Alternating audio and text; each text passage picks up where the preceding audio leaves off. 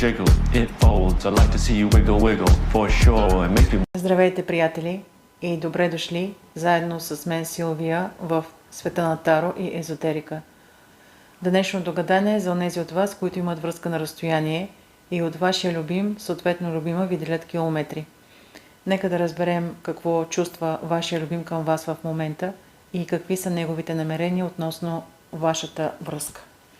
Два варианта, черен цвят и жълт цвят. Изберете интуитивно цвета, който ви привлича най-много. Мислете за вашия любим и се настройте. Първи вариант, черен цвят.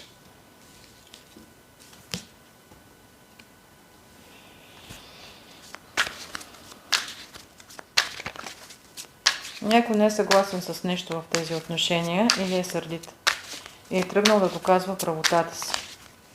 Може би е имало леко скандалче такова като пререкание. Какво чувства вашия любим към вас в момента?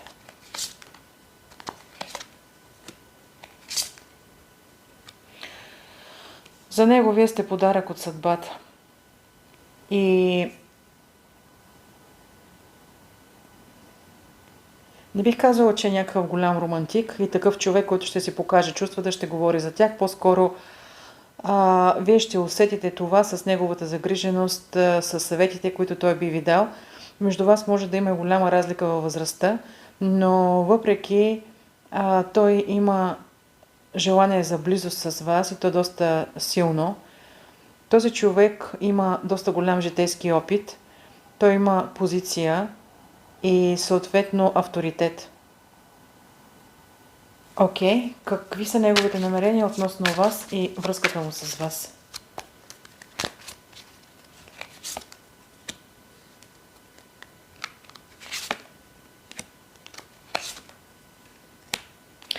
Тук има скандал. И има някакво неразбирателство между вас, защото в един момент той се е казал край, след това си е опитал да вземе решение с душата си, почувствал се обиден, някак неразбран, в повече му е дошло нещо, но тези отношения са ви по съдба, те са ви кармични отношения. Дори в момента ситуацията да не е много гладка и чиста, тези отношения няма да приключат днес или утре. Има още какво да се развива в тях.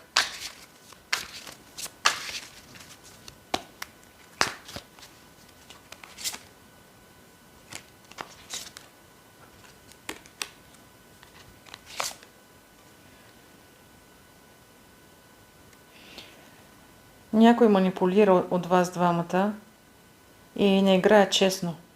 Въпреки че тези отношения са кармични, това не означава, че манипулацията, нечестната игра няма място да бъде. Другият тъжи, преживява, сърди се, нормално е това. Вие знаете за какво става въпрос.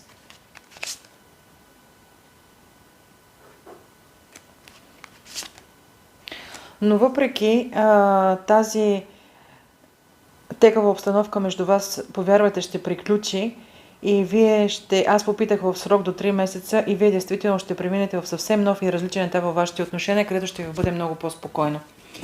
Това беше информацията, която предадох по първи вариант. Двойки, мислете за вашия любим, който в момента е далеч от вас. Нека да разберем неговите чувства към вас, какво той възнамерява да направи по отношение на връзката си с вас. Представете си го, доколкото ви е възможно, по-подробно.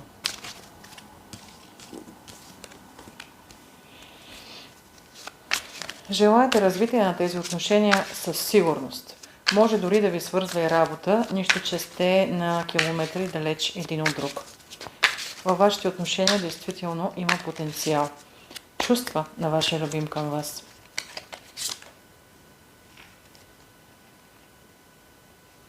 Ревнува ви, знаете ли? Да, ревнува ви и не е съгласен с нещо.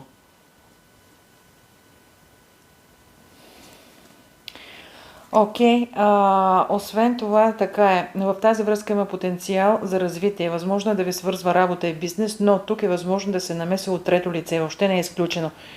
И ако този ваш любим се досеща за това нещо или е усетил нещо, то действително той изпитва в момента несигурност и ревност, да. И изпада в отчаяние. Но той не е от този тип, който лесно ще се откаже. Ще отстоява позицията си до край. Какви са неговите намерения относно вас и отношенията му с вас?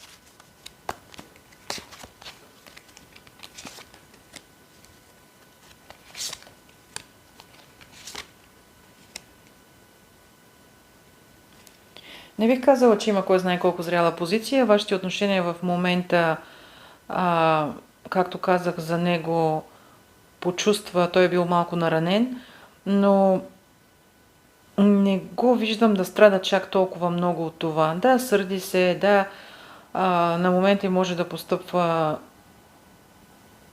леко нечестно, но ще остави така нещата за в момента. Това, което е сега, така ще бъде. Няма да сближи дистанцията, макар че има много голямо желание да ви види, но той си казва така, когато му дойде времето. Когато имам удобен момент, удобна възможност, да, ние ще се видим, между нас ще има среща очи в очи и повече близост. Окей? Това беше втори вариант. Благодаря ви, че бяхте с мен и до скоро.